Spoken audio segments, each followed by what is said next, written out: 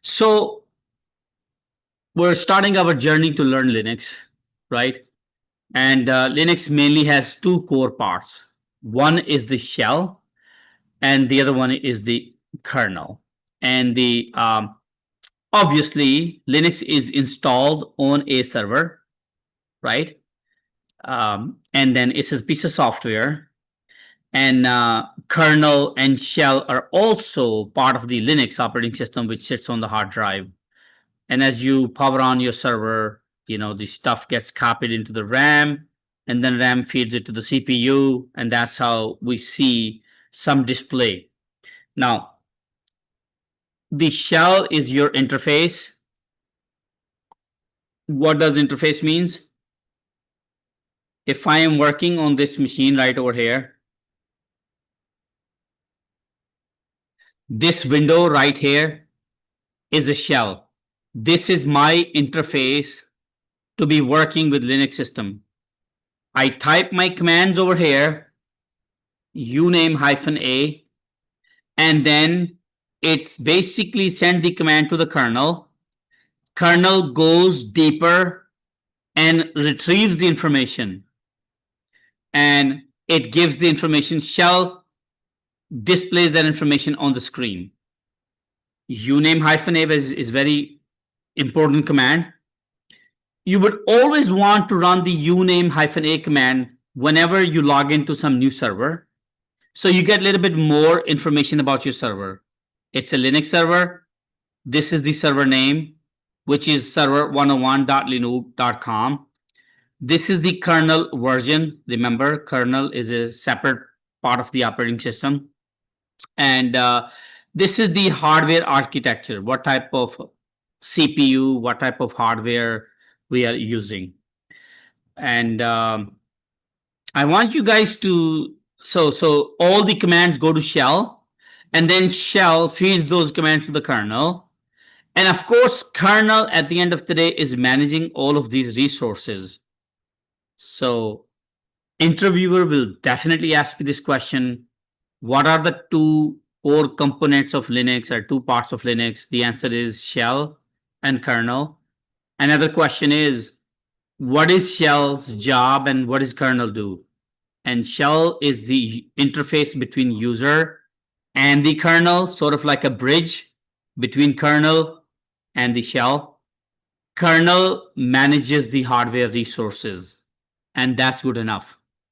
You need to understand that whatever commands you're running, basically shell is passing down to the kernel. Kernel is utilizing all of these resources to produce the results that we want. And for every tiny task that we want to perform in Linux, even if we want to check the time on the server itself, we would use the command for that. So date command, ladies and gentlemen, I'm giving you another command which gives you the time, the current time on your server, and the date. It's 2025, Wednesday, June 25th, 9 o'clock, 8 minutes, 10 seconds, PM Eastern Standard Time. So initially, it's very mind boggling to work with these commands because you got to remember those commands.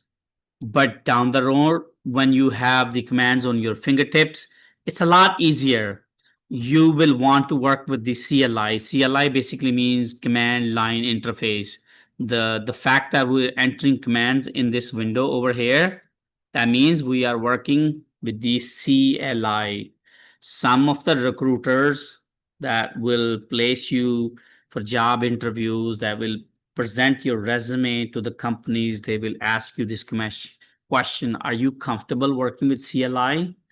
So CLI is your bread and butter. CLI is the way you will be navigating through. CLI is the way you will be typing commands onto your server. Once again, somebody asked me what's the shell and what's the kernel. The shell is the interface between user and the kernel, and kernel manages the hardware resources. And I gave you guys a very good example last Sunday that put things into perspective.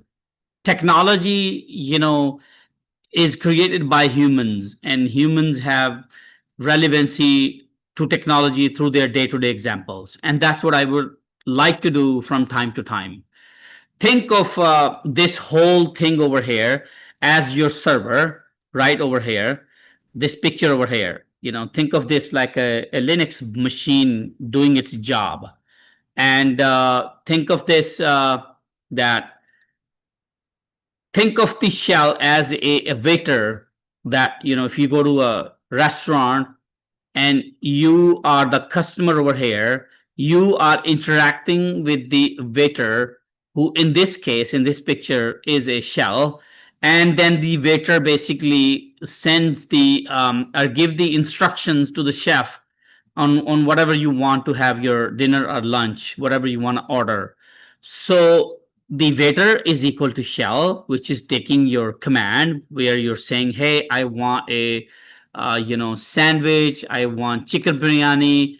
And then waiter, being the shell, takes that input and pass it on to the chef.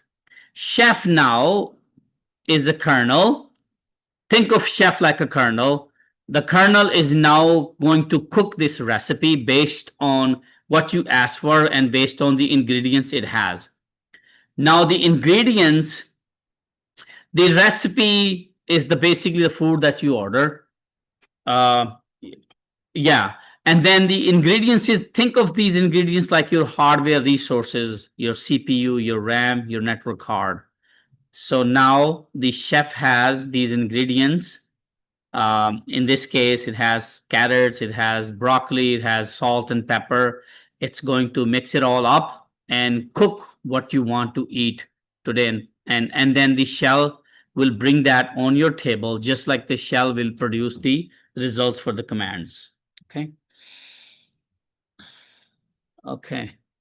I'm not sure what you guys are asking. Shell could be looked at a glass tank, and the kernel is the engine where the fuel. Okay, however you guys want to relate. Don't complicate this concept. Simple way to understand is there is a machine, Linux. There's this hardware server, right? There's a hardware somewhere server which is running operating system Linux, and when you install Linux on top of it, it basically has two core components. Linux has two core components. Linux job is to utilize all of these resources and to perform certain tasks. I'll give you an example. If you are a TikTok user, an Instagram user, your application at the end of the day, you're only seeing the front end of the application where you're simply scrolling through videos, right? The back end of that application is being run on some application server. That server that runs the backend processes for your TikTok application is called application server. Those application servers most likely run Linux as their base operating system. And so in order for you to interact with this server, if you're the admin of this server, if you're somebody who's managing this server, then you would basically log into Linux shell. And then you would type your commands in Linux shell. So enough said on this.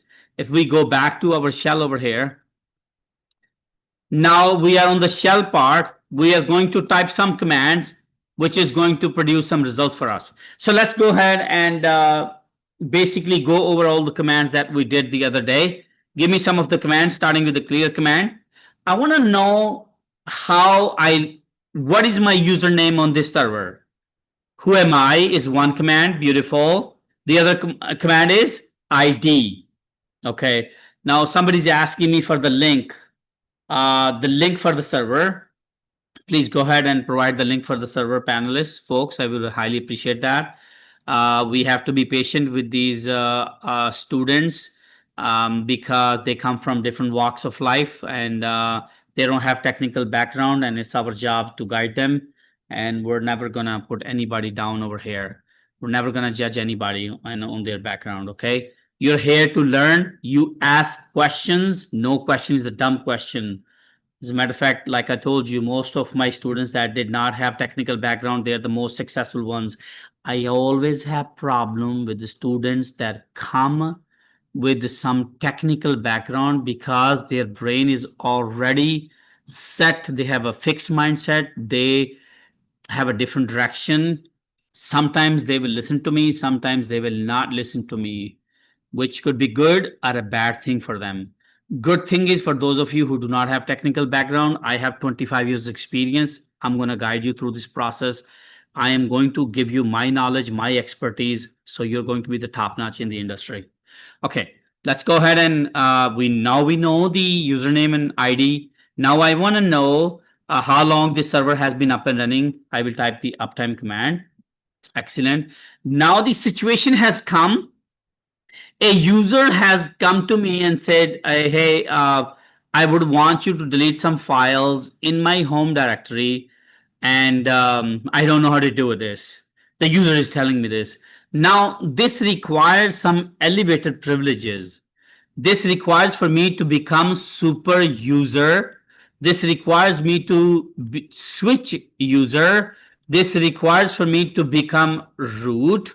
Ladies and gentlemen, the command for that is, by the way, if I want to, I'm not typing these commands over here. This is just the information I'm typing. If I want to get out of this situation, I would type Control C.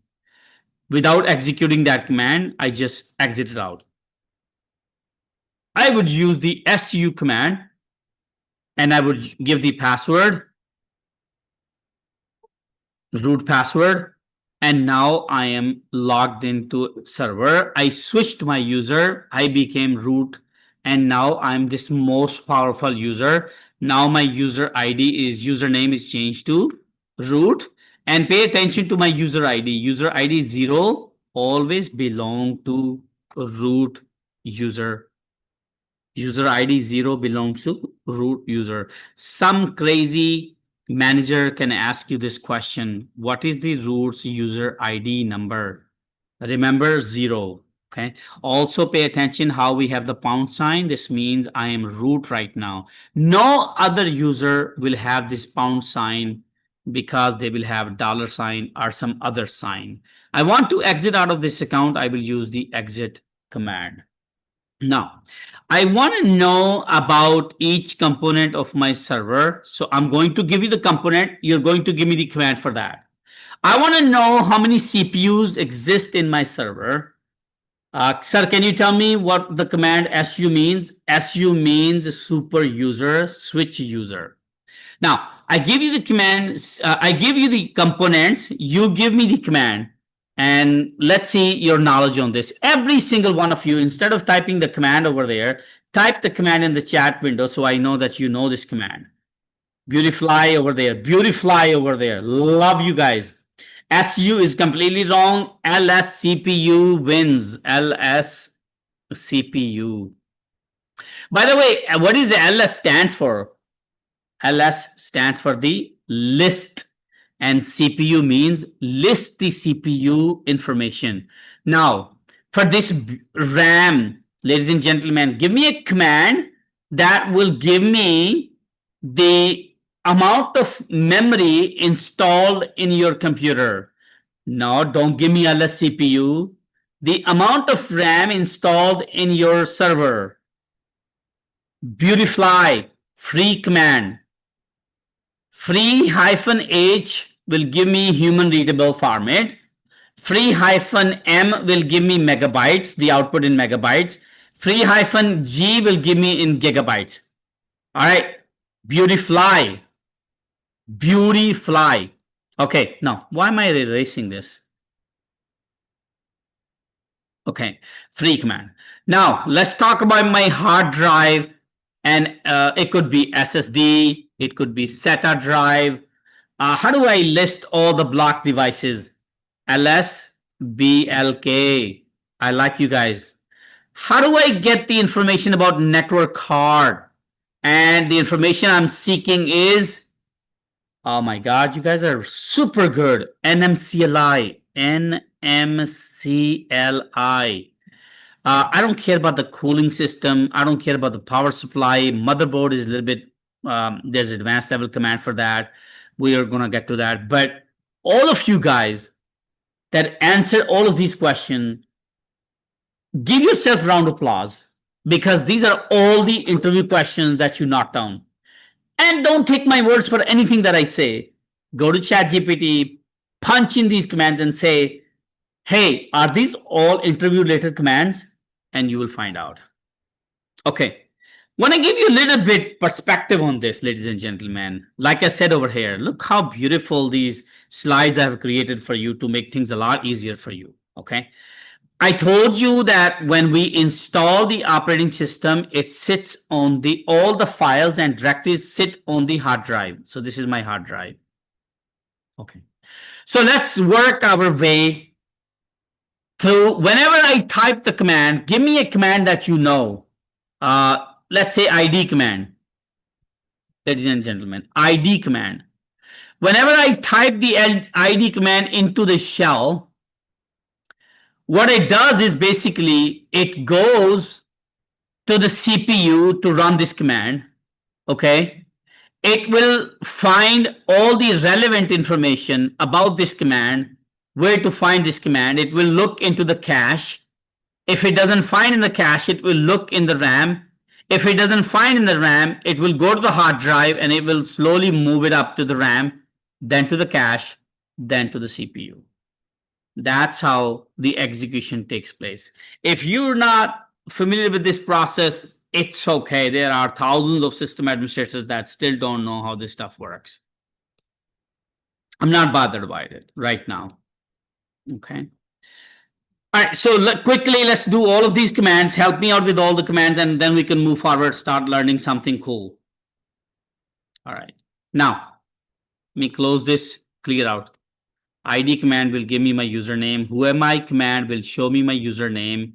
Uptime will show me how many users are logged in. Ladies and gentlemen, I have 110 users who are logged in over here. And I want to ask you guys over here, this is very, very important, because somebody out there is definitely going to ask you about this question, which I am preparing you right now. The load average. What is the load on your system in 1 minute, in 5 minutes, in 15 minutes? Do you guys know what this means? And what does this means? Your server is up for this many days, 16 days, 20 hours, 16 minutes. That means this server hasn't been shut down for last 16 days. By the way, if you're new in this class, ladies and gentlemen, and you're a little bit lost, I request you to watch my YouTube channel. I always upload the recorded videos onto the YouTube channel. And these 4 weeks, I'm going to continue to upload those videos on a YouTube channel. What I want to show you guys over here is this. If you go to the YouTube channel over here and view your channel over here, and there's a playlist over here. Okay, right over here. This right over here, ladies and gentlemen. How could I share this with you guys? Yes, copy. I'm launching a free Red Hat Essentials course, live sessions for my international students. And this is the link. Okay. Now, let me ask you this question. How many of you are, I'm going to lower your hands. How many of you are here from the, how many of you are here international students from Pakistan, Bangladesh, Saudi Arab? I want to see, let me see your hands, please. Show your hands over here. I want to see how many of you are from the international, my international students. So far, I have about 8 of you guys. Yeah, about 8, 10 of you guys. You guys are, and some of you are just not raising your hand. All right, no problem. So, all right. So I would suggest that if you want to recap this, If you want to review these sessions, you would join these upcoming sessions. And if you don't need to, you don't need to. You don't need to waste your time on this, okay? Schedule is going to be Monday, Tuesday, and Thursday, and it's going to be 9:30 to 11:30 Pakistani Standard Time. 9:30 to 11:30, 2 hours class. And I will see how many people join, and then based on that, either I will continue or I will shut it down. Okay, coming back to this load average. How much is the load on your system in 1 minute, in 5 minutes, in the previous 5 minutes, in the previous 15 minutes? Okay, as you can see, I have 110 users logged in right now. Aisha, I'm going to talk about this course fee probably on this Saturday session. It's going to take me at least 30-40 minutes to talk about what I'm going to cover in the paid session. But all of you guys that have shown interest, that have showed interest in the paid program, I highly appreciate that. We are getting back to you. Sorry, international classes are starting on coming Monday. On this coming Monday. I'm doing this special for my international students because I feel like they need a direction. They don't know the value for the Red Hat, and there are tons of jobs in Pakistan, in Saudi Arabia, in Dubai. And if somebody who has a strong technical background, for example, bachelor's and master's in computer science, a relevant area, and if they pursue these certifications, being in Pakistan, they have a greater chances of getting job in Saudi Arabia, Dubai, Germany. But honestly speaking, I don't know those markets. I'm not going to be very confident on that. But my job is to guide them, okay? Do you recommend us tuning into the live session for the international students? I don't know. It's up to you. I think it's going to be mixed Urdu and English. So if you don't understand that language, it doesn't make sense for you to join. Okay, no worries. Let's continue, please. Is my pace okay with you guys? I know I'm slowing you guys down. I want to continue to teach you amazing skills. So let's go ahead and focus on the next command over here. Let's continue over here. So now that I know uptime, I want to see how many users are logged in. I can see from here 110 users. But now I'm seeing who are those people who are logged in? The people who are logged in, I can type the W command. As you can see over here, the W command will show me right over here all the usernames, and all of this information. You don't need to worry about this for now. You can see all of your colleagues, your classmates sitting over here right now. Okay. I don't know why we always have less number of people logged in than the number of people showing over here in the meeting. I have 151 right now, but I'm seeing 110 over here. Now, relevant to this command, I want to give you another command over here. Type who command. Type the who command. Ladies and gentlemen, this is a beautiful command over here. And I want to take a snipping. This is a new command I'm giving you over here, the who command, which is very close to the W command, but it gives you a little bit more information. So let's break it down over here. Ladies and gentlemen, if you run the who command versus the W command will not give you detailed information about where you are coming from. Take a look at this. Who gave me your IP addresses, ladies and gentlemen? I can see what IP addresses you guys are coming from. Take a look at this over here. This is beautiful. I can see what IP addresses every single one of you is coming from. For some of you, it is showing a unique IP address right over here, right over here. For some of you, it's a different IP address. That's because if you're using the HTTP, the website, then you have this type of IP address. If you're using the terminal, then you're using this IP address over here. So you see, this is beautiful. So all over here is showing you your IP addresses. Remember, I told you that every node, I'm going to start using the technical terms now. Any node, which means laptop, desktop, server, cell phone, anything that has an IP address can communicate on the internet, right? So every single device that you guys are connecting through, I can see your IP addresses. Okay, I can see that you're making connection. And by the way, if I want to drill deeper, if I want to see this person over here, Shariar, I can exactly tell you what neighborhood this Shariar is sitting in. You understand that? So, and once I have Shariar's IP address, I can launch an attack on his machine. Okay. So, but what can you do to hide this information? Don't need to panic, honestly speaking. Do not need to panic, because every single one of you have a built-in firewall on your machine.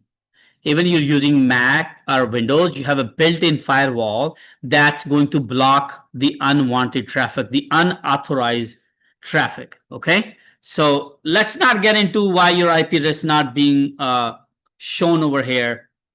And so understand the difference between who and the W command. So for me, I will always use the who command, honestly speaking, because it just gives me a little bit more clarity, and it tells me what time you logged in. It shows me your IP address. So if I need to troubleshoot something, I can always see what machine you came from. All right. So I gave you one more command. Let's take a look at the ls CPU command. Now, by looking at this, I can tell that I have 32 CPUs. And if you ask me how many sockets I have, how many physical CPUs I have on my server, I have 2 physical CPUs. I have 32 logical CPUs. Great information. Everything else, you can just ignore it. But if I ask you the vendor basically is the company that makes the CPU. If I ask you what's the make and model of this CPU, you would give me the make is Intel, and this is the model number right over here. And this is more information about your CPU. Okay, this is going to be more relevant for you, ladies and gentlemen. What happens is when you're working for the enterprise, and this is where some of the stuff will make sense to you. When you work for the enterprise, and you will basically be connecting to their servers, right? And their servers, where are their servers hosted normally? They're hosted in the, where are the enterprise, the Fortune 100, 500 companies or enterprise, they keep their servers?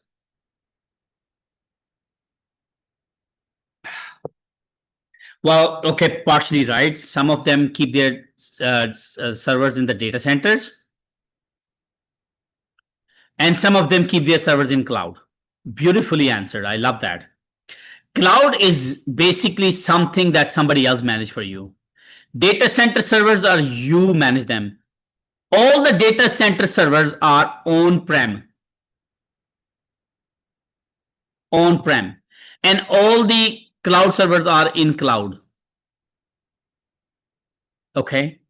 So, ladies and gentlemen, you would need to know this term. Remember how I told you need to have a notebook for your technical dictionary?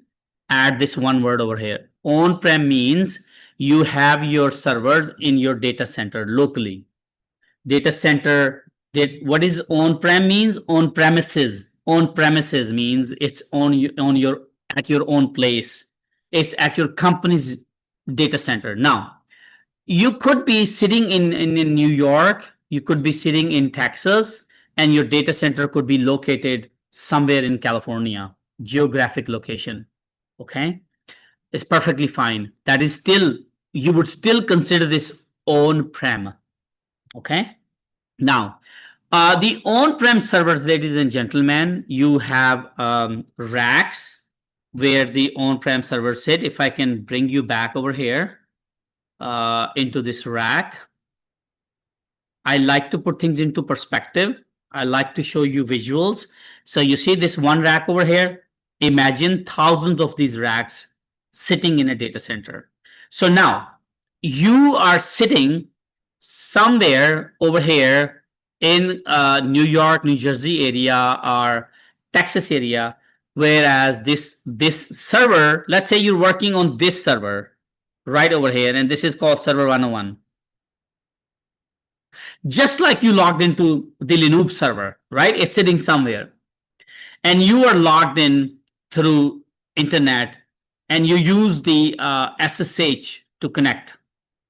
And remember, I told you guys yesterday, the Sunday, SSH is a secure connection. SSH is a secure connection. I feel like I'm going a little fast today, right? Yeah.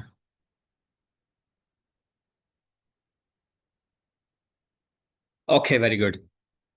So when you're working on this server through command line or terminal SSH, SSH brings you to the shell. Now you're working on the shell over here. Now, let's say you have a faulty CPU. There's something wrong with the CPU. Let's say there's something wrong with the hard drive. Let's say there is something wrong with the RAM. All right. So now you need to basically, there are people who work in the data centers. They are called field engineers. Field engineers.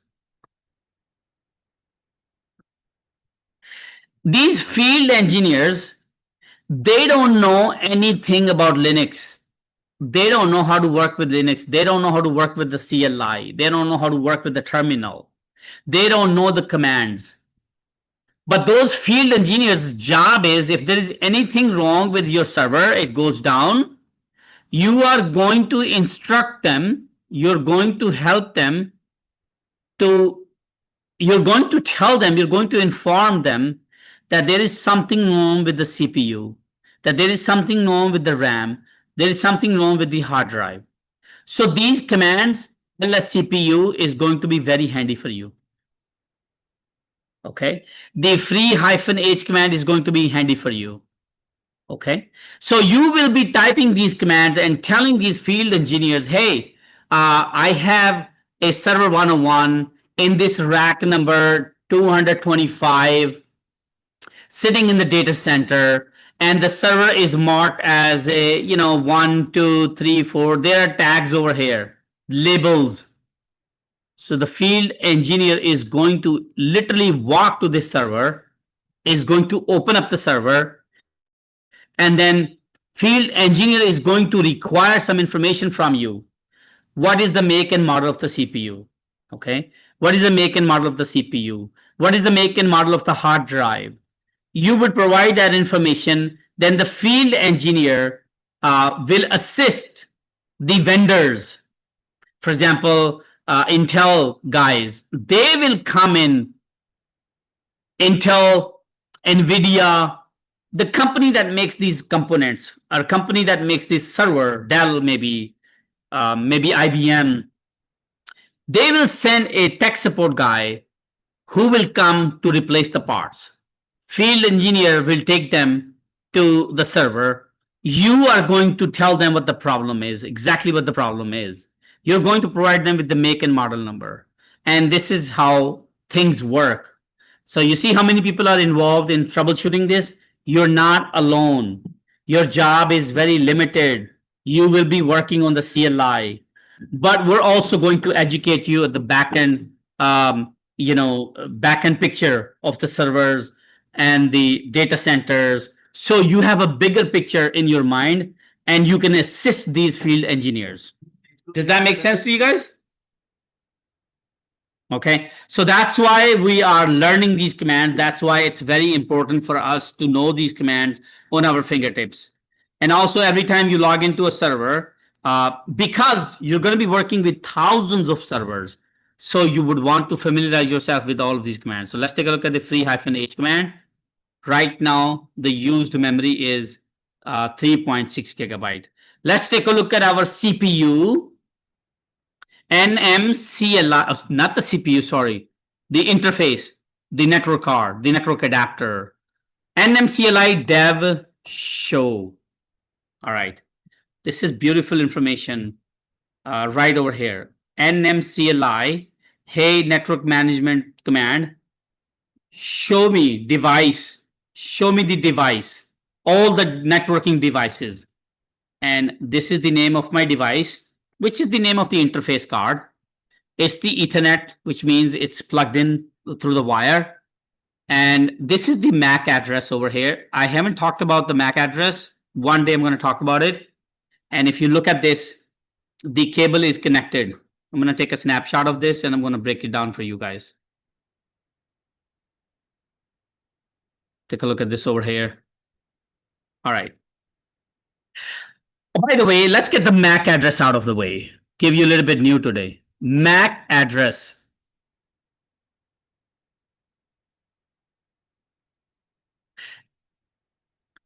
MAC address is the, so every network card that gets built, there is a hard printed number that looks like this.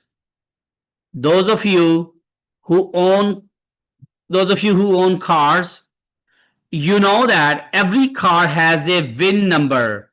This is a hard printed number on your chassis for your car. And that's the VIN number. Wherever you go, you buy a new car, you give the VIN number to your insurance. You give the VIN number whenever you get into an accident, whenever you're buying a car for the insurance. The VIN number is the actual hardware number for that chassis. Just like that, every network device has a physical address. This physical address is also called MAC address, and it's printed on the network card. Okay, it's printed on the network card, and this network card, this MAC address is used when your machine, come back over here. Remember I talked about the switch over here? This is the network switch. It has 48 ports. In some video I said 40 ports. It's 48 ports. It comes in different ports, by the way. And all the machines on your network, they get attached through the RJ45 cable to this switch. Server, laptop, desktop, whatever that is. It gets attached through the RJ45 cable, which is also called the Ethernet cable. And so the communication that takes place at the switch level is through the MAC address. So machine uses the MAC address to communicate with the switch. If it wants to send the traffic, so all the traffic goes through the switch. Okay. So imagine over here, you are sitting at your home. You are sitting on your laptop. This is your laptop. Your laptop is connected to the switch. It is connected to the switch wirelessly. Imagine that. Now you are connected to Zoom. You're sending a message. Every time you send a message, your machine has a MAC address. And this switch also has a MAC address. Your machine uses MAC address to send this information, to send this packet to this port. And whenever the information from the internet comes to this port, it uses the MAC address, the number, to send the packet back to your machine.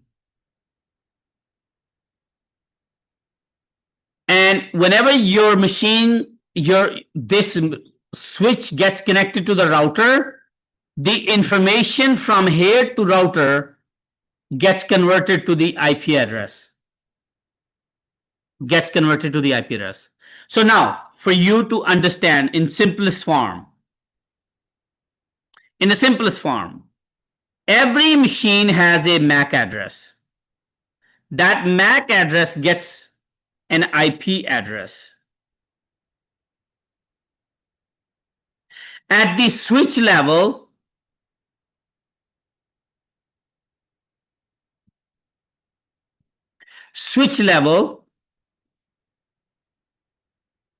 we use MAC address. And whenever you're at the router level, whenever you're communicating outside of your network, you're using the IP address. Okay? You're using the IP address. So the MAC address plays some role in communication. It plays a crucial role in the communication. And the MAC address is the physical address of your device. That's all you need to know.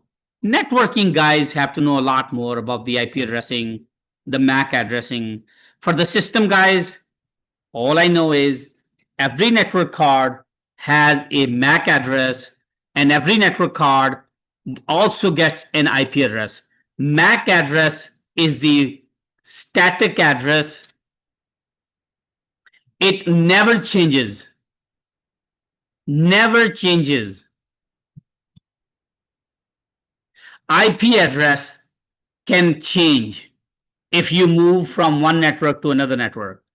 If you're at home, you have a laptop, the laptop has a network card, the network card has a MAC address, the network card also has an IP address. This is logical address. This is physical address. Okay. So take this scenario. You're sitting on a Starbucks, or Dunkin' Donut, or Wawa, whatever your favorite coffee is. Or if you're just sitting at home, you're working, you have one IP address. Now you decided you want to go visit your friend place. You go to their network. Now your IP address will change. But the MAC address will never ever change unless you change this network card. The MAC address applies to the network card. So MAC address is best to find. Yeah, MAC address, usually when FBI and CIA wants to hunt down somebody, they have to decode, they have to trace back the IP address to the MAC address. Okay? Using the MAC address, they find the person. And now we live in a very systematic society, very digital society. And if you go to Best Buy, you buy something online, it is in the record. It is in somebody's record that you bought a machine with that MAC address. Down the road, if that MAC address messes up something, attacks some government institutions, they will be able to figure out who bought this machine, where they sold this to. Using the MAC address, they can hunt you down. These are unique addresses, like your social security is the unique address. There is no way for you to change your MAC address because this is a physical address, but at the operating system level, there are ways to change your MAC addresses. There are some softwares that allow you to spoof your MAC address, to change your MAC address. Okay, to spoof means to change.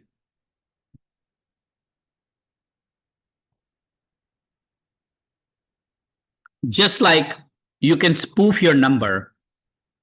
How many people know that you can spoof your number? Let's say you are here, you want to call this person, but you do not want to display your phone number. You want them to think it's their mother calling them, or father, or their wife, and you want to give them a panic attack. Spoof means to change, to fool somebody with a different thing.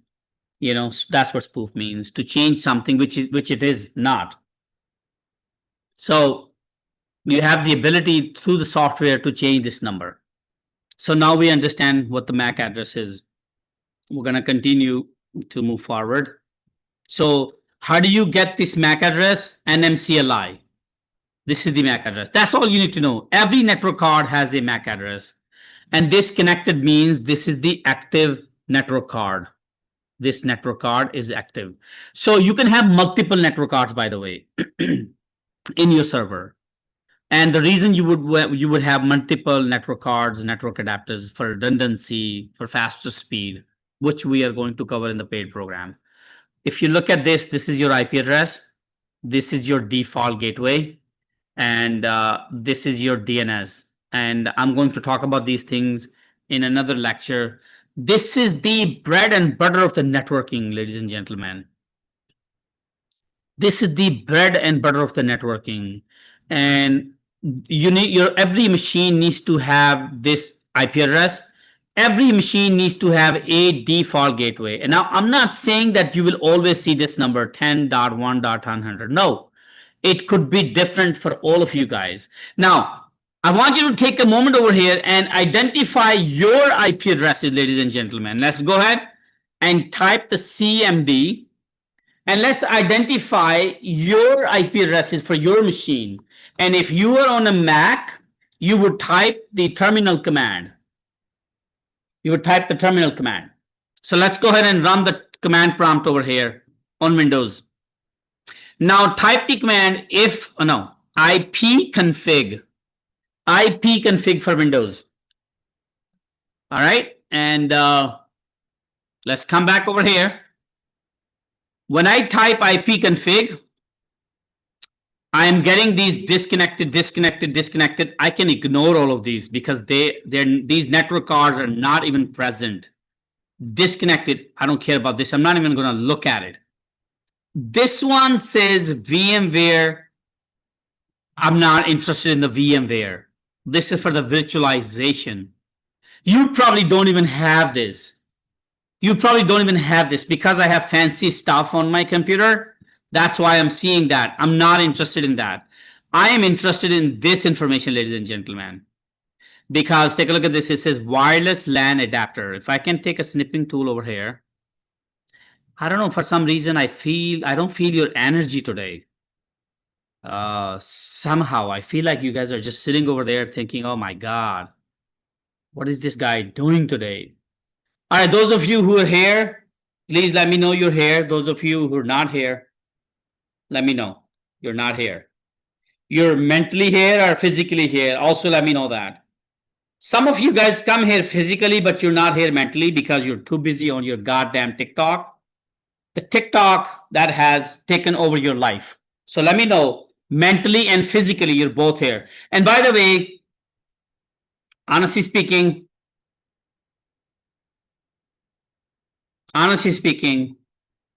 if you are watching social media while you're taking my class, you're mentally retarded. I'm sorry to tell you, because you're wasting your time. Don't do this. Don't be your worst enemy, okay? All right, let's continue over here. All right, let's continue.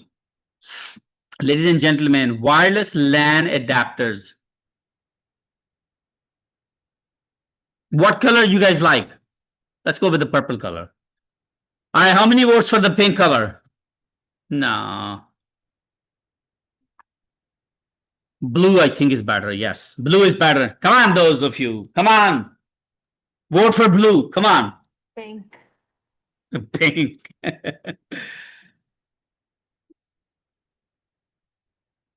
No problem. You got it, bro.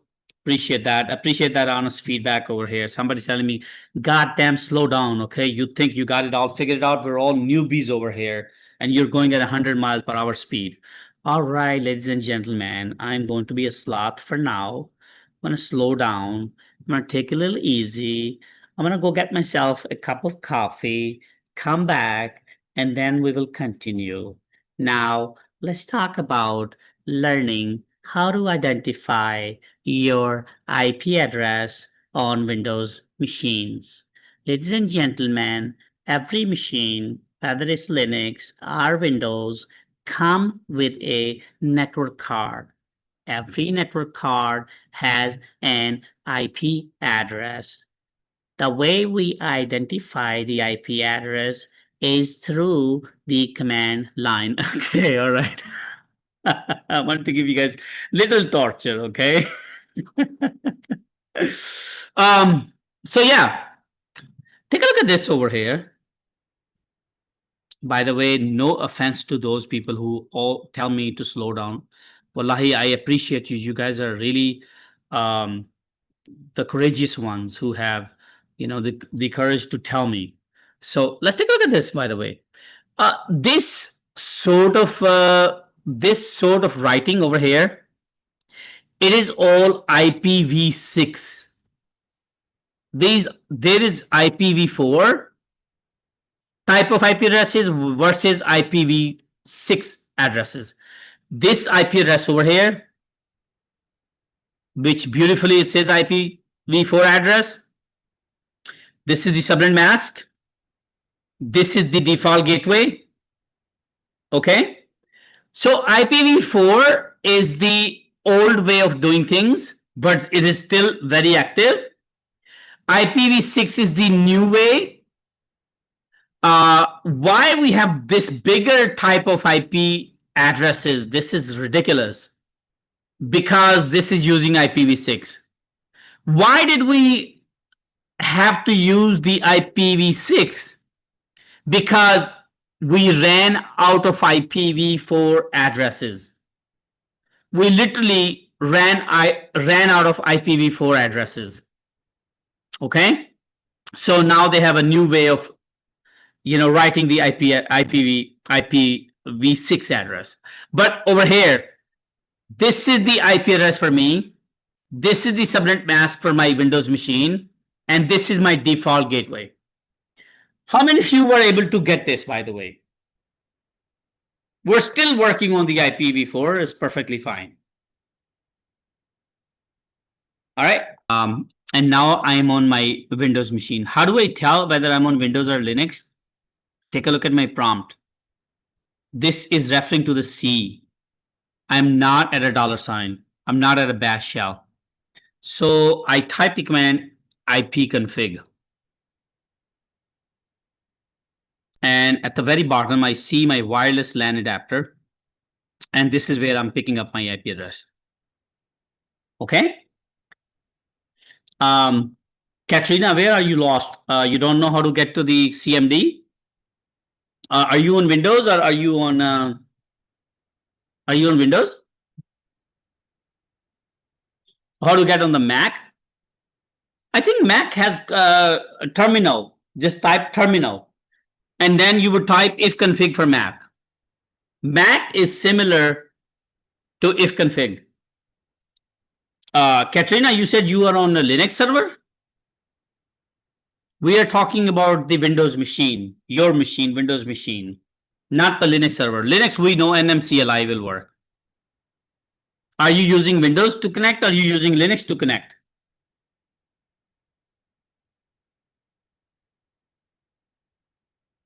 Okay, then you don't have to worry about this. You're good with the NMCLI. Just wanted to show you guys how to get an IP address on your Windows machine. That's all. Okay. So you got it. Okay, so we learned some commands. Today, I really want to talk about this.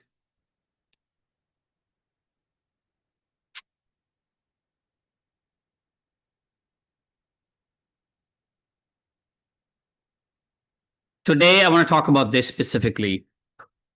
I want to talk about, oh, you guys are not seeing my screen. No problem. Here it is. Okay.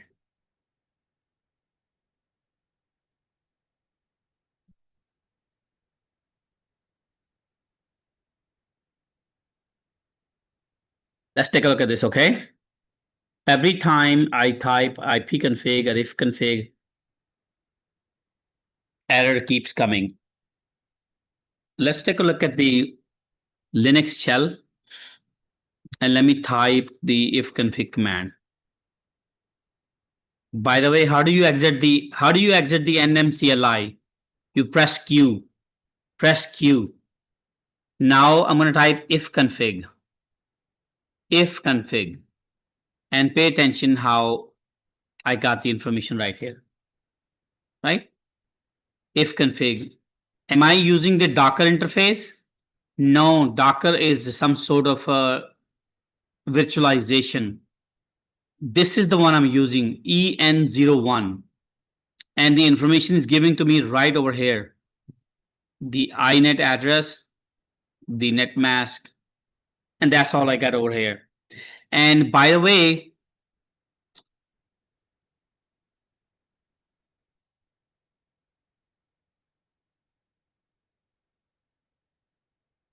okay.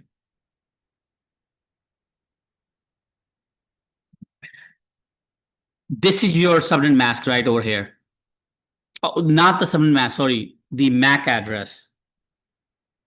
The MAC address. Okay. All right, guys, I'm going to take a 10 minutes break over here, then we're going to come back. 10 minutes break, and then we come back. Where is this Maghreb place, Maghreb taking place right now in California? Dallas, okay. Yeah. Let's take a 10 minutes break over here. And meanwhile, I can take questions over here. I'm going to lower your hands and I'm going to take your questions one by one. All right. Tola, go ahead. General questions for Mac users trying to use the ipconfig. No, you would use the ifconfig. For a Mac. Mac user would use the ifconfig, no ipconfig. Okay, perfect. Thank you so much. All right. All right. Let me go to Tehmina. Tehmina, tell me what's bothering you. Yeah, so I'm doing the IP config. It's showing command not found, but I'm doing ifconfig and it's showing me Docker, EN. No. You are typing in a Linux machine. Look, you're seeing a $sign over there? Yeah. So you cannot type the IP config over here. Little confusion. For Linux, you would type the if config. Yeah, I did ifconfig and it's still not giving me my LAN. It's giving me Docker, EN1, EN1? EN1 to There you go. This so you need to go to your Windows CMD over here. Yes, I'm signed in through there. No. You need to open up another window. Okay. You need to go open up another window because the window that you have opened up, this is now you are on a Linux machine through that window. Okay. You see the fact that you see $sign over here, you are connected to the Linux server. Okay. Okay. So we need to open up another CMD over here. And this CMD is now on your local machine. Take a look at this. And now type ipconfig. Okay. And you see at the very bottom, the very end, you see the wireless LAN adapter.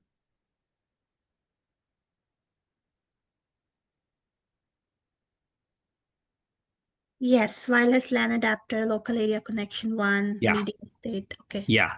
Okay. So you need to have, this is your Windows, this is your Linux. Okay. All right, good. Let me go to, no problem, thank you. Let me go to Hasnan. Hasnan, go ahead. Hello? Yes, Hasnan, go ahead.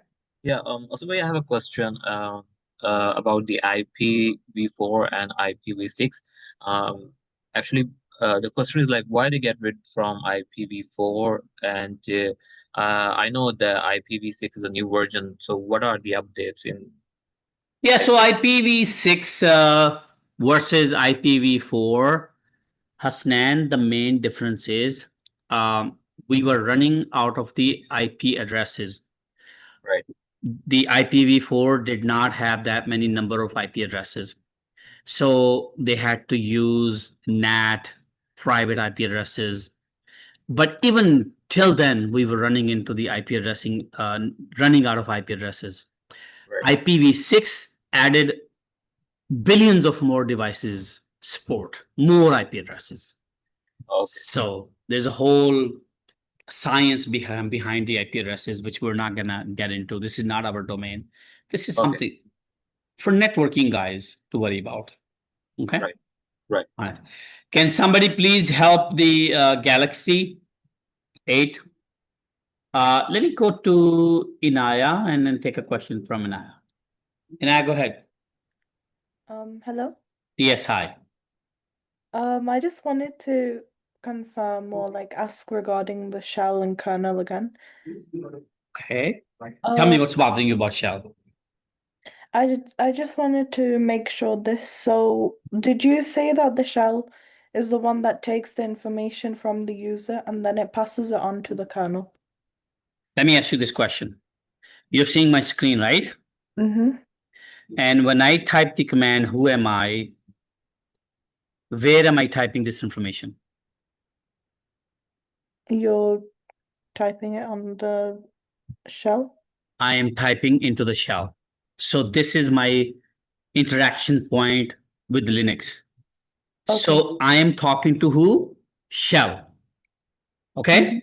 When I type lscpu, Mm-hmm.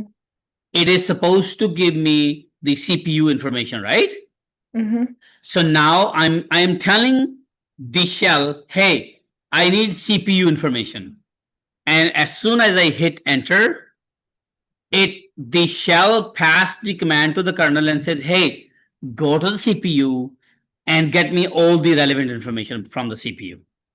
So at the end of the day, I'm talking to shell.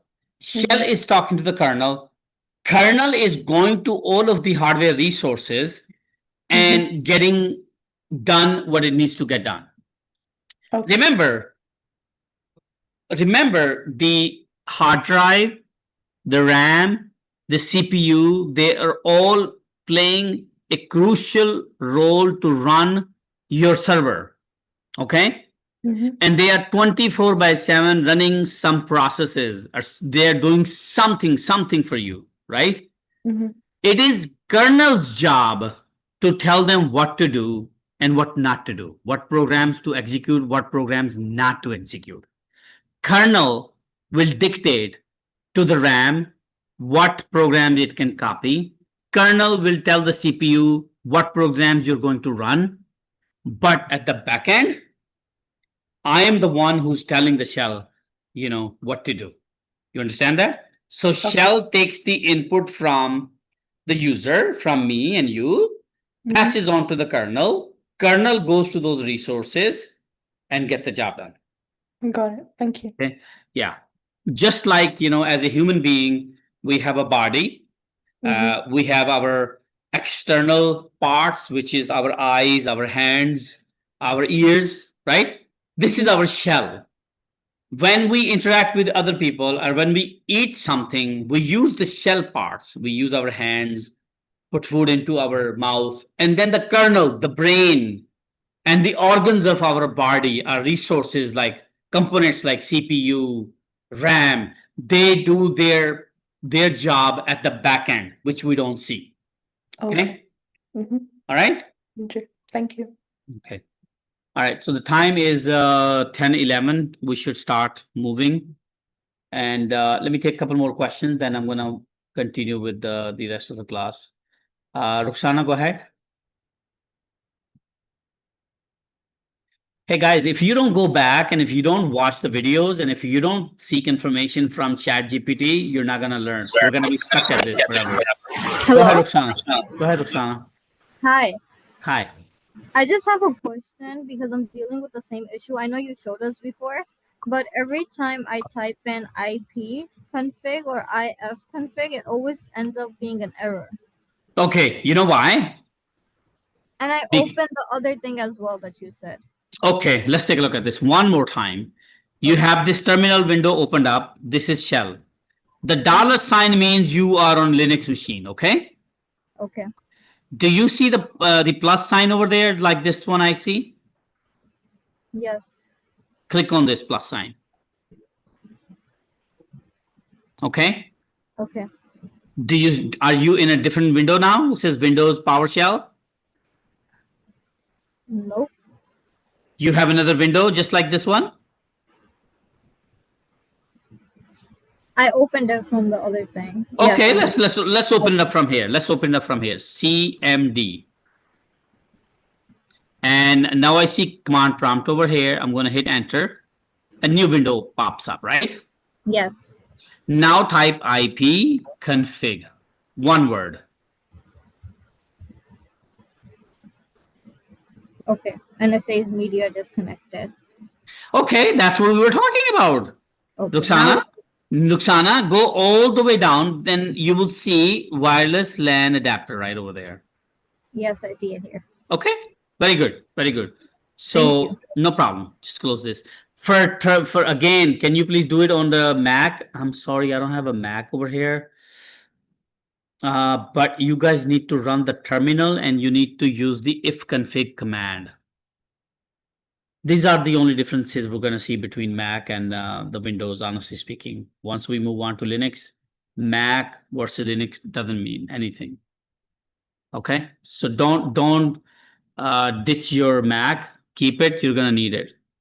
Okay, let me bring your attention to something very, very important, ladies and gentlemen. I need to ask you guys, when we are working on our machines, we are primarily working with the data, right? We open folders, we write data into folders. You know, we have all of these files. We have, you know, the data sitting in different folders, right? And you see this, right? So we are working with files, folders, programs, directories. So what is a file? If I can come over here and I can say new, and I have a bunch of options over here, text document, and I'm going to name this new file, and I'm going to double click on this to open this. I can write file over here. This is my file. Everybody knows this, right? I just created a new file. And I'm going to go over here and I'm going to say save. And the contents is saved. If I double click on this, you will see I brought up my file. Okay. Now, if I right click over here and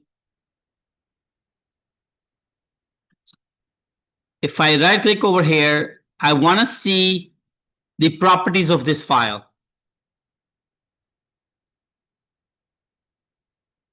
And if you look at this location over here, ladies and gentlemen, which I'm going to do a snipping tool over here.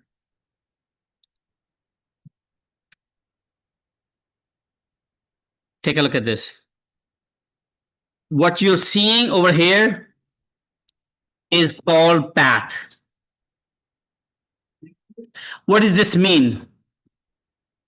This basically means, all right, let's go with pink, okay? This, let's break it down into pieces. This file name is new file, which is sitting on the desktop. Okay. So there is a file called new file.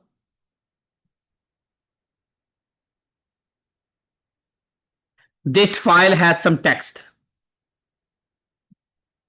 This blah, blah, blah, blah. This file is sitting in a folder called desktop. Desktop. The desktop is sitting in another folder called OneDrive.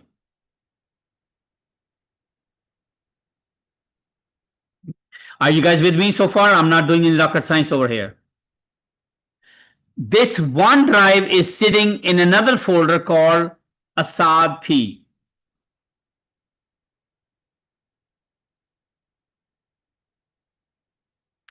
This ASAP is sitting in another folder called users.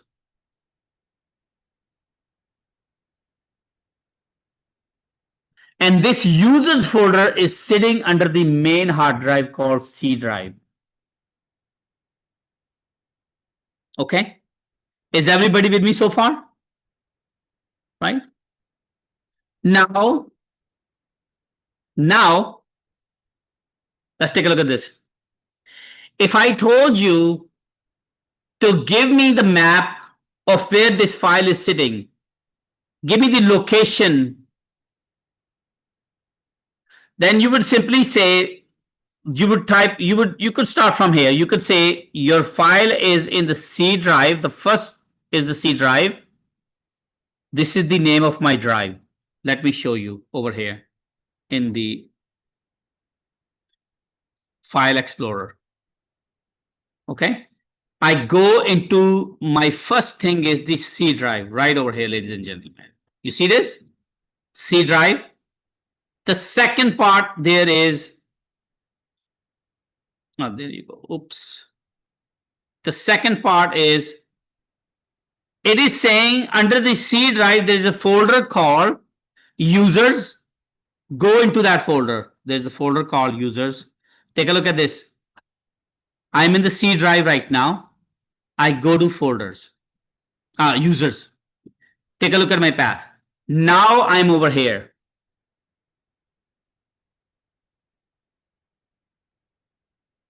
Users. Now the next thing is, under users, there's a folder called ASAP. I double click on this. I go there. If I click over here, now I see ASADP slash. By the way, this slash is a divider. This slash is a divider. It is basically saying this folder is under this folder and this folder is in this hard drive, C drive. And if I continue moving, and if I look over here, there's a OneDrive. Do you see OneDrive over here? And under the OneDrive, there is a desktop. There's a desktop.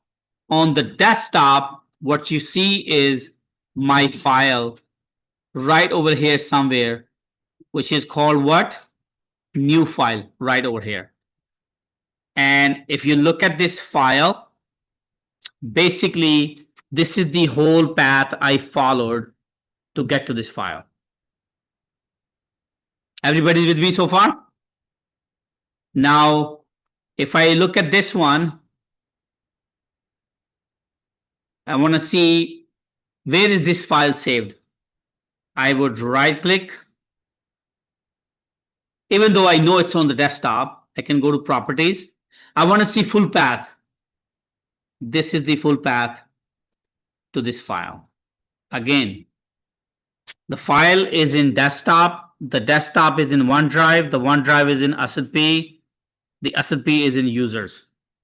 So, ladies and gentlemen, when I am working with these files, I'm storing them. I am writing data to them. I have a full hard drive over here.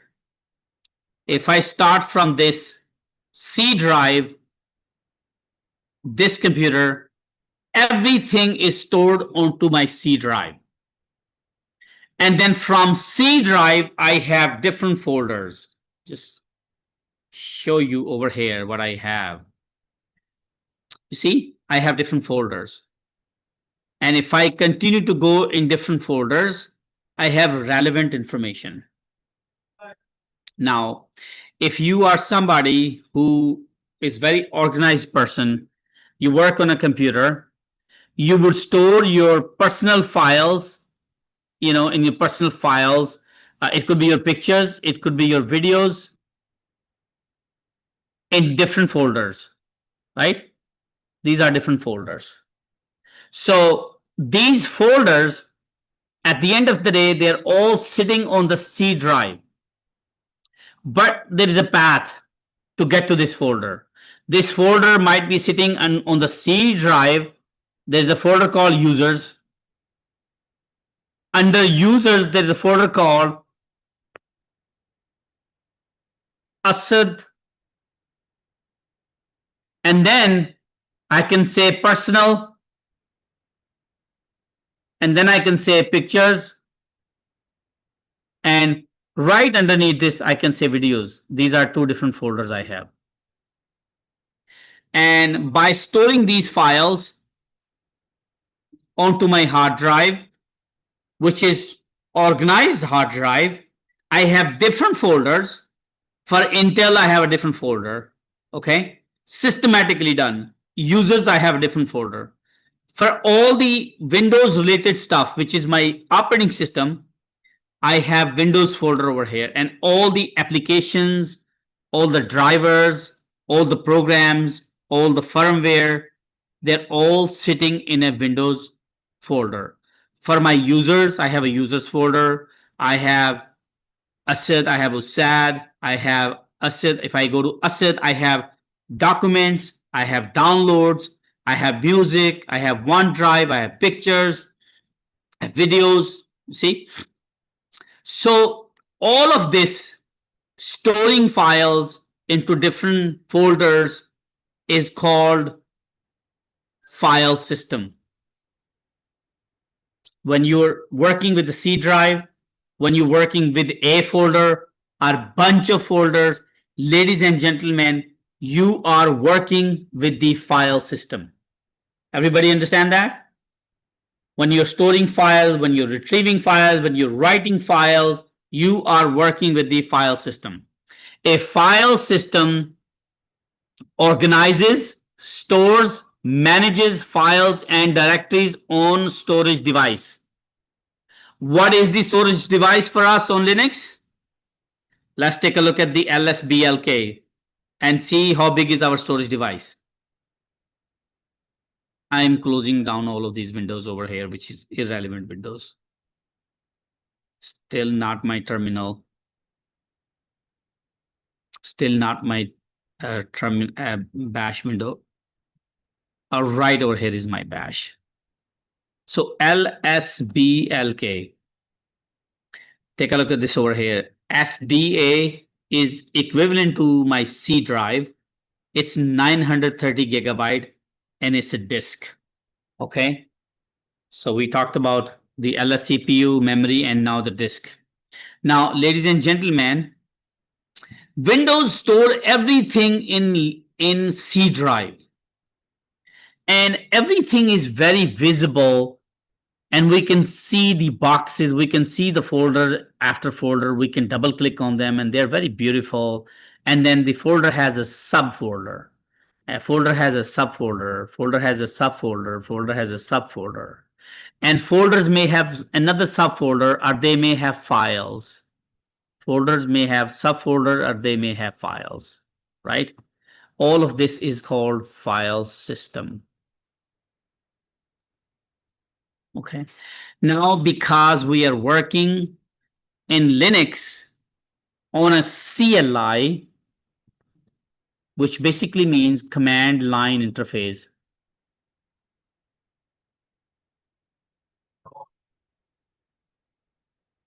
Which basically means anything that we need to do, we will use the command. And by the way, when you become expert, you will know how beautiful it is to use commands versus the graphical user interface versus working with this explorer over here.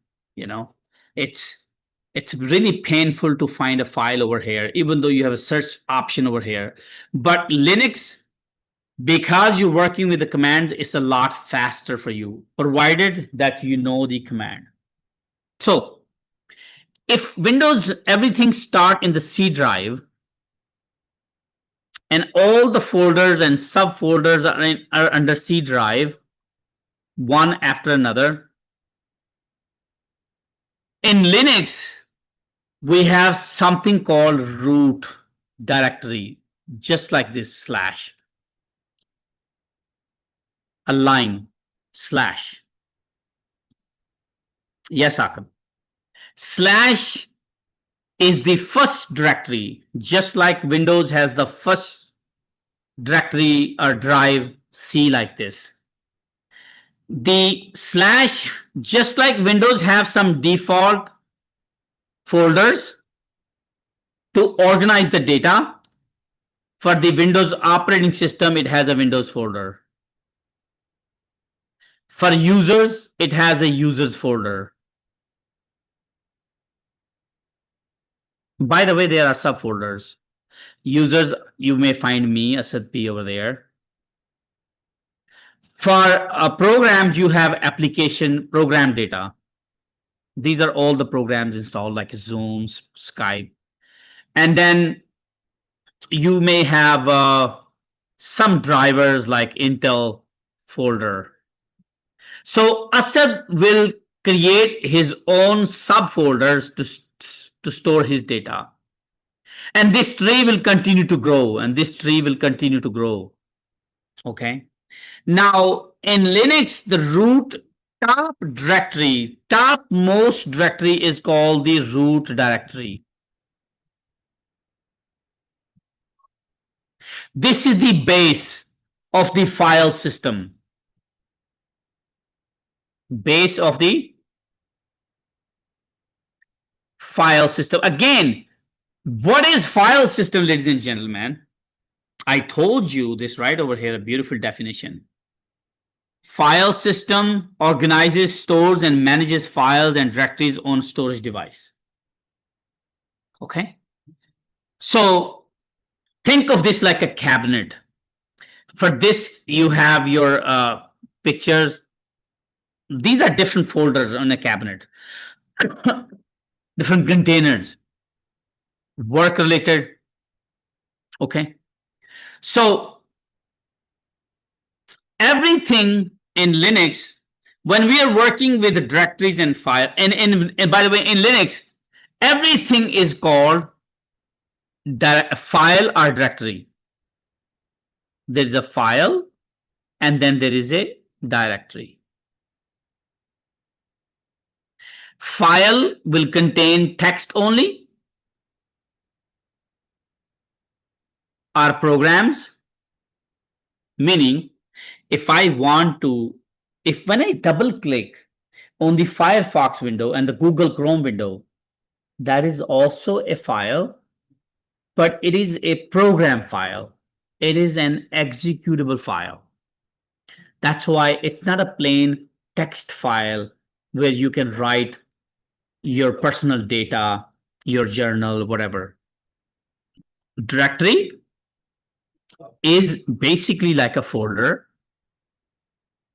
Not like a folder. It is a folder, but in Linux, we call it a directory. A folder, by definition, is a container, and it can contain other containers, and those other containers can contain other containers, and they can also contain files. So dash is equal to file.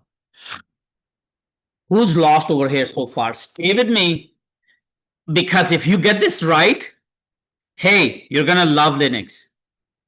If you get this wrong, you're gonna have problems. Now, talk to me over here. This is the time when you come on microphone and you tell me where you're a little bit lost, and explicitly express, tell me what's bothering you. Come on the microphone and tell me what's bothering you, because so far I've only discussed what you already know. I told you in Windows, you store files Can you please explain file again? Yes. Let's take a look at this over here. I want to create a file. So I'm going to go in Linux, in Windows, I'm going to go to my search bar and I'm going to type a program. I'm going to run a program called Notepad. Now it opened up my file. I want to create a new file. I will say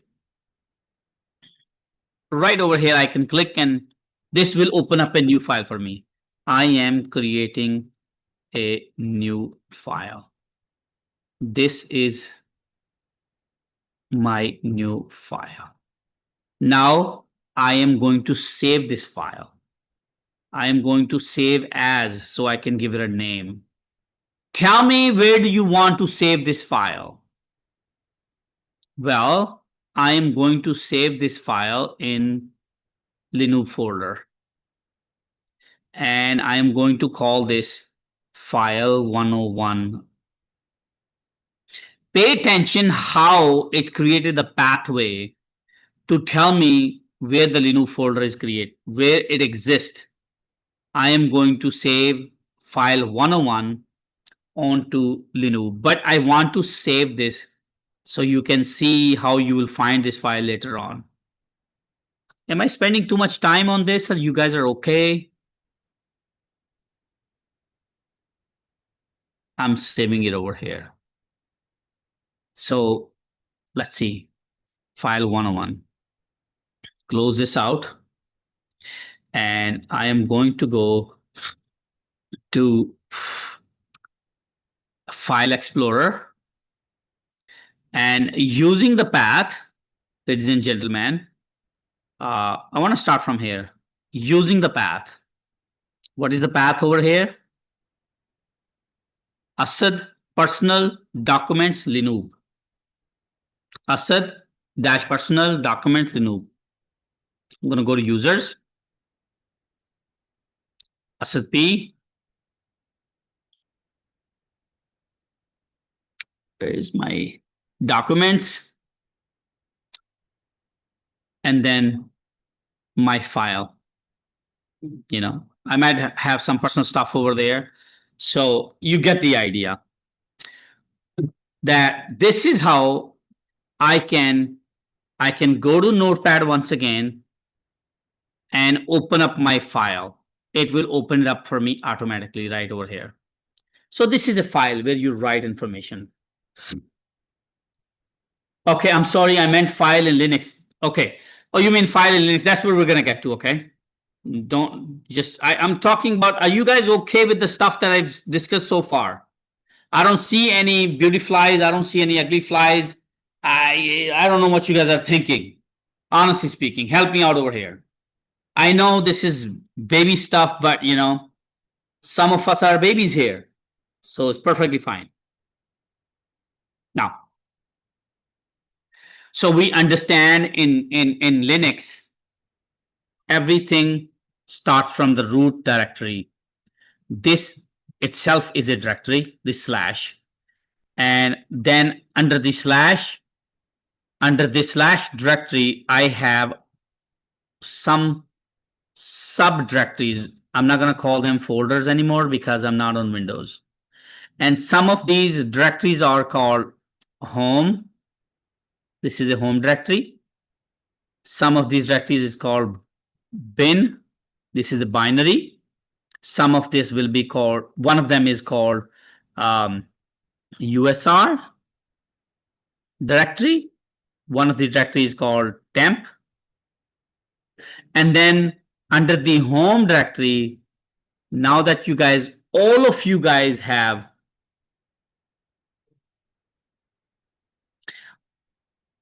now that you guys know that everything starts from the root directory. This is root over here, which is a slash, represented as a slash. Under this slash, I have some directories called home, bin, user, temp. Under home, what do you expect to see? All of the user directories. If I have an account over here, my directory is over here. If you have an account over here, Your directory is over here. Give me a name over here. Ali and Jay and Alex. Okay. And Farhan. At least the kid that said something. Okay. So let's take a look at this in our command line. I want to show you on the PowerPoint first. I already talked about this. The files and directories have size. Some of the files are in bytes. Some of them are in kilobytes. Some of them are in megabytes. Some of them are in gigabytes, terabytes, petabytes. If you missed my class, you would watch the YouTube video. Now, this is the starting directory over here. And I have all of these directories. And it gives you little description to what all of these directories. So for example, /var, you would always read this as a /var. And this is where you will see lots of log files. Okay, if you don't know what log file is, it's perfectly okay. And under the US, you will see softwares installed. Okay. Under the temp, you will save temporary files. Under the /bin, by the way, all the commands that you run on Linux, they are all stored in the /bin directory. For example, date command, for example, nmcli. All the commands are stored in the /bin directory. And then you have the etc directory. Okay. The etc directory contains the configuration files. This is wrong, by the way. Configuration files. If you don't know what configuration file is, nothing to worry about. And the most important one over here they're missing is the /home. Under /home, all of the users' home directories, your directories, are in this directory. So let's go take a look at. Like I said, if you don't know what log means, don't worry. I will talk about this later on. This is where I talk about it. This is the top of the Linux directory structure. Underneath this directory, you have multiple directories: bin, home, etc. Bin, home, etc. Root directory, boot directory, dev directory, var directory, lib directory, temp directory, var directory, /mnt, /sys, /media. This is, by the way, so like I said, everything starts from the root, and then under root, you have many directories, many folders, you can call them. And each one of them store the data relevant to them. For example, all the users, they are stored under the /home directory. Any user that log into the system, you, me, we all have a directory under the /home. So, ladies and gentlemen, let's get our terminals out and let's figure out what is under the / directory. So first of all, in order to go to that / directory, you have to type the command cd, which means change directory, to /. Hey cd command, change directory command, take me to this directory, which is the starting point. Hit enter. Now you have to see what directory you are in. Again, in order to go to the first directory, the base directory, the base of the file system, you would type the cd space /. There has to have a space in between. cd space /.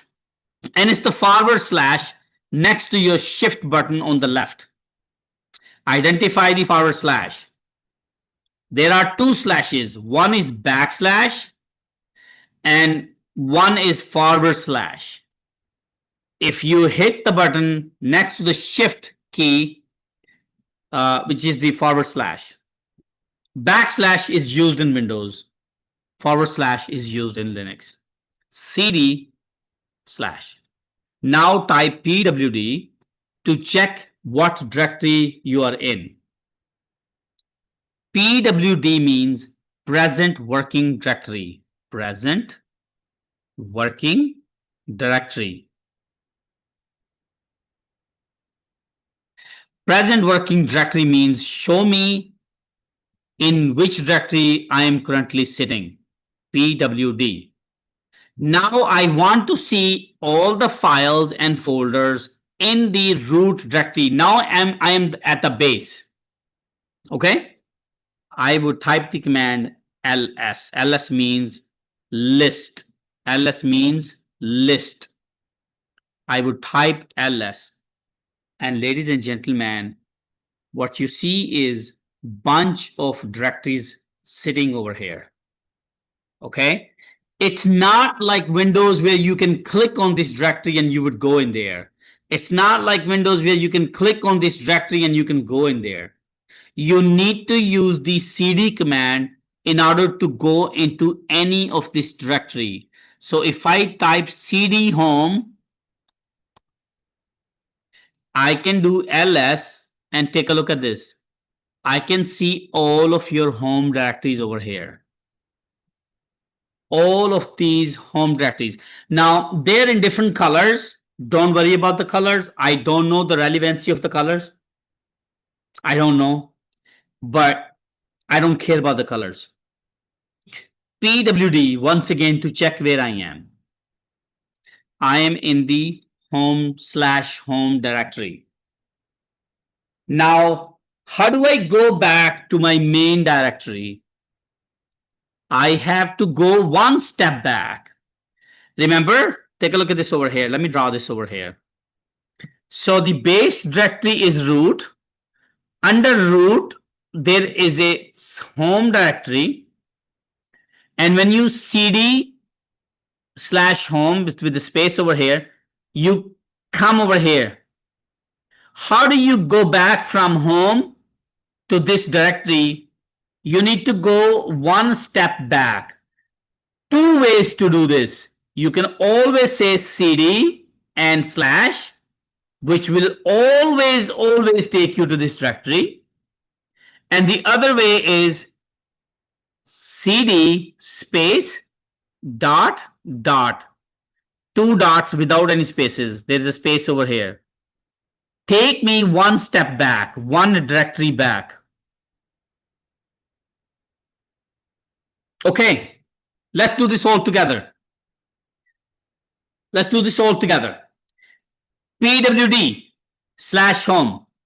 Go one step back, cd space dot dot. Hit enter. pwd. I'm in root right now. I'm in root right now. How do I see the root directory contents? How do I see what's in the root directory? I type ls list. If I'm not sure about the command, what this command does, how can I get help in Linux? Man ls. And if you read this, it says list directory contents. List directory contents. And exit out, press Q. Okay. So all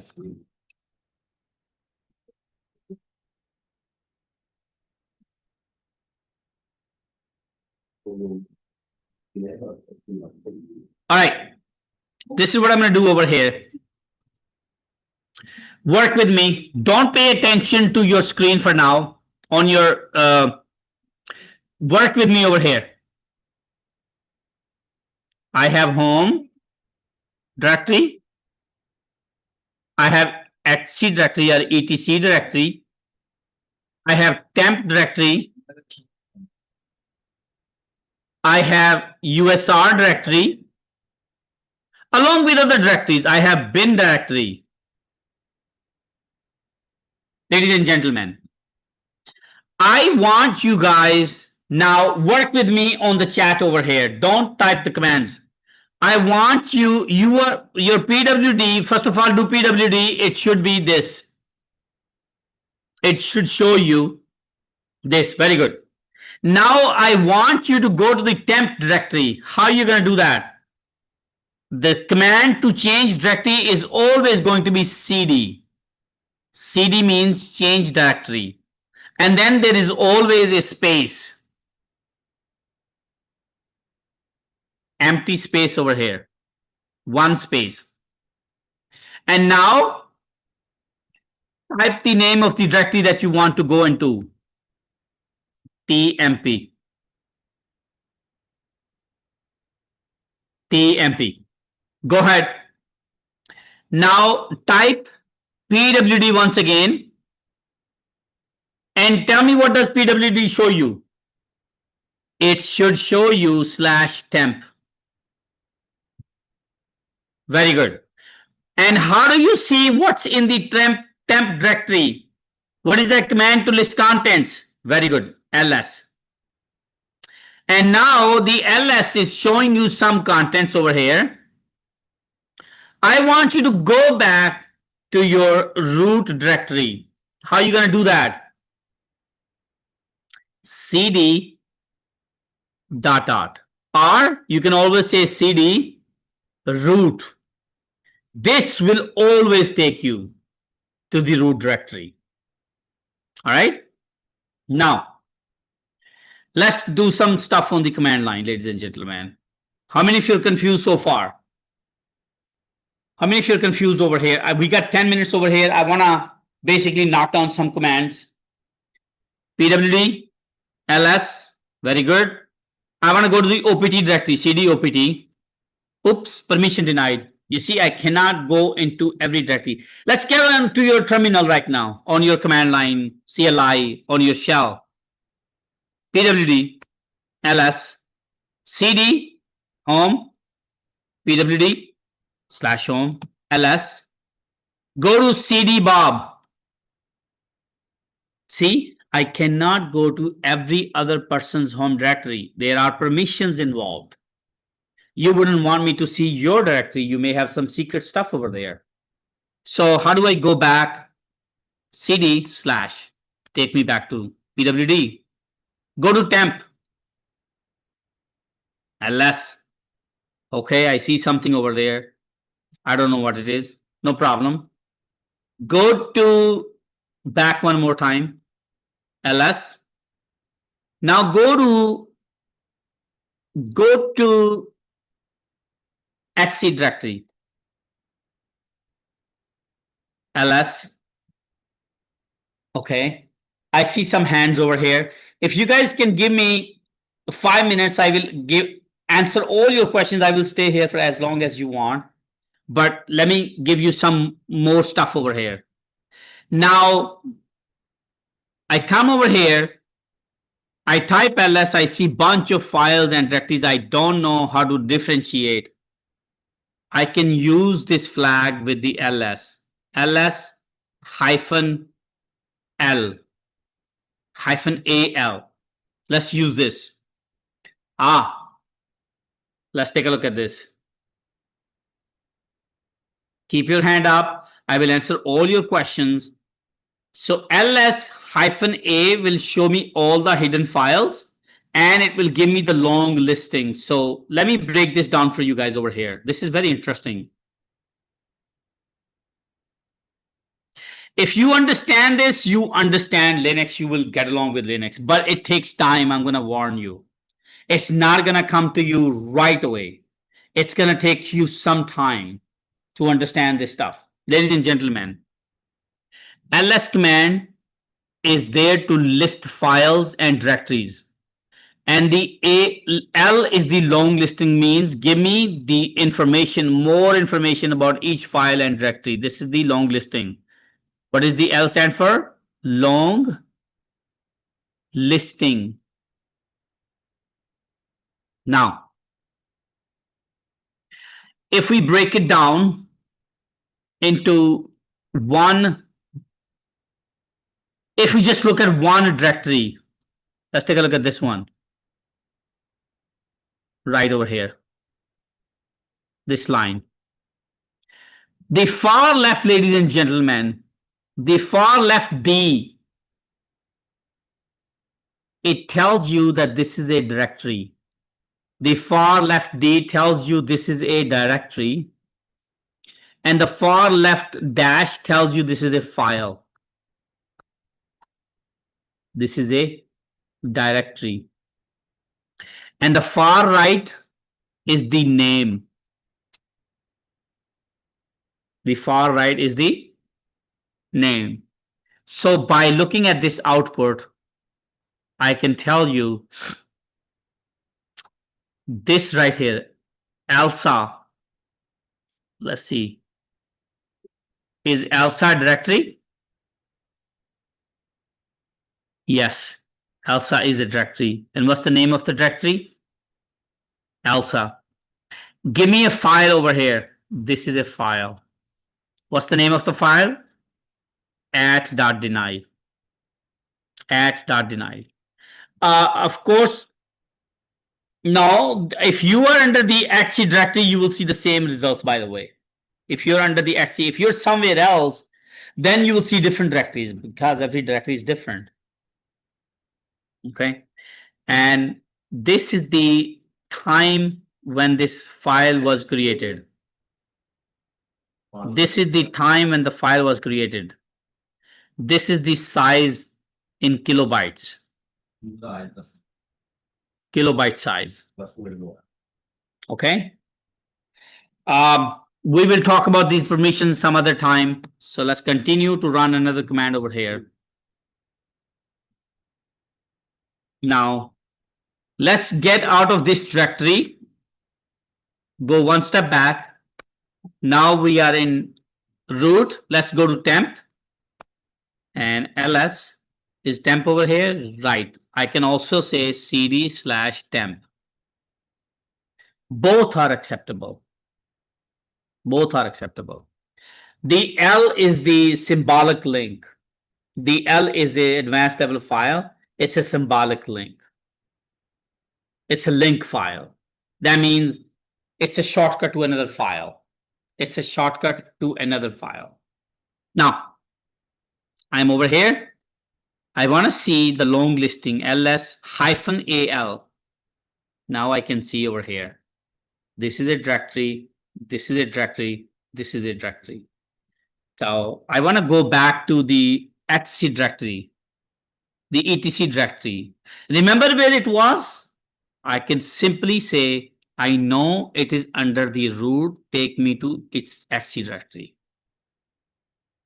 ls. Under the etc directory, there is another directory called,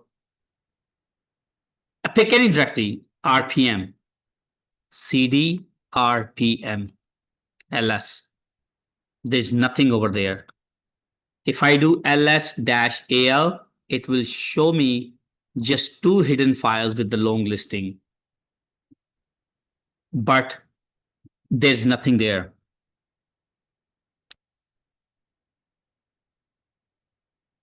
Okay.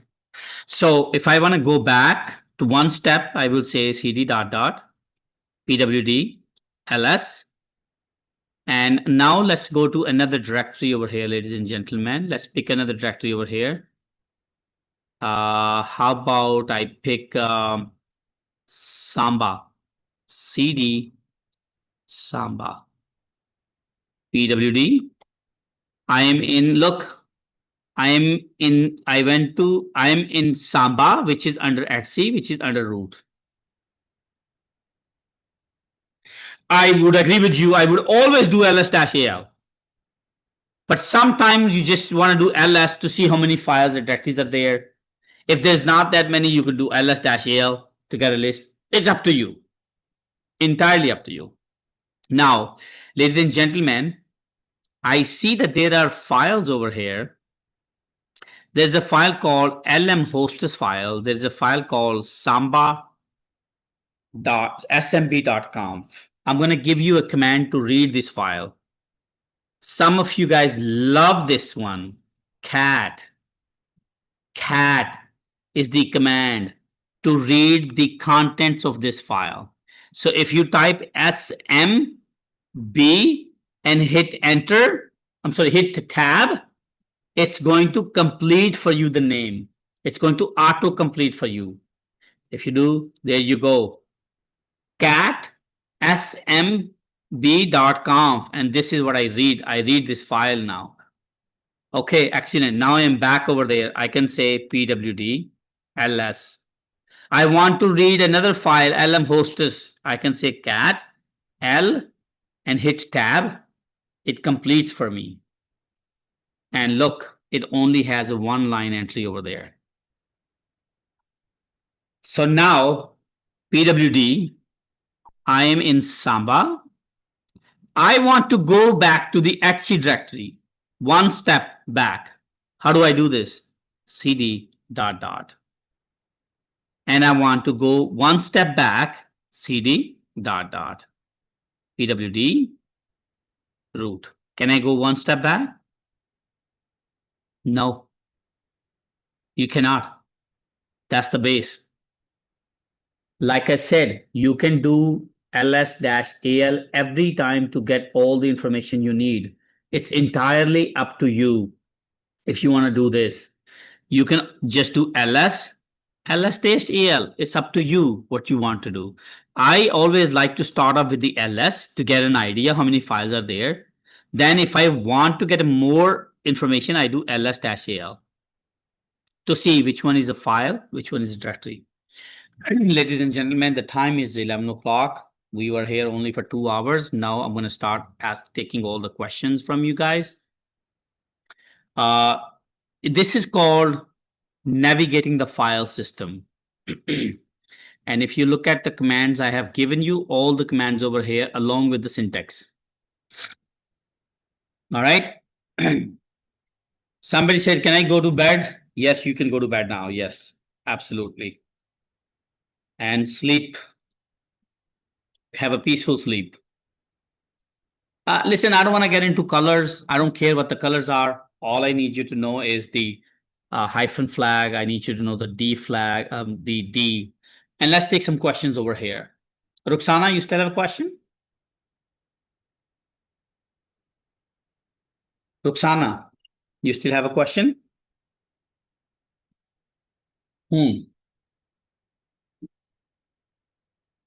Bushra, you still have a question?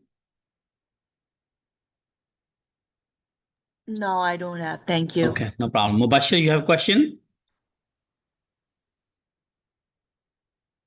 Yes, I'm still confused.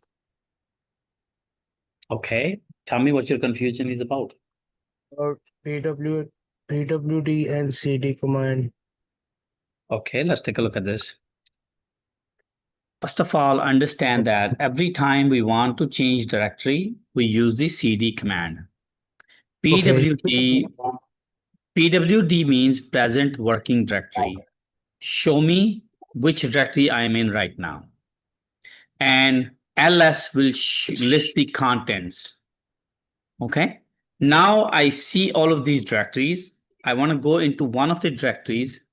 I can type the cd command, which means change directory, and I can go to that directory, for example, home. And now I can type ls, and it shows me all the other directories. Now I want to go back to the directory, to the base directory, root directory. I can do cd/ and ls. Now I want to go to the etc directory, cd etc, and type ls to get a listing, get a pwd. Okay. Now you want to go into this directory. You type cd r syslog.d. ls, there's nothing there. Exit out of this, go to root directory, cd root. Okay, Mubashir is going to take you some practice. Okay. Okay. I have given those commands in the PowerPoint. It's going to take you some practice to go through this. Okay. Okay. But it's all working on Linux or Chrome? Google This Chrome. is no, this is all on Linux. Oh, this is all on Linux. Yeah, you can always access our Linux server Okay. and Yeah. try these commands, run Okay. these commands. Thank you. Okay. Thank you so much.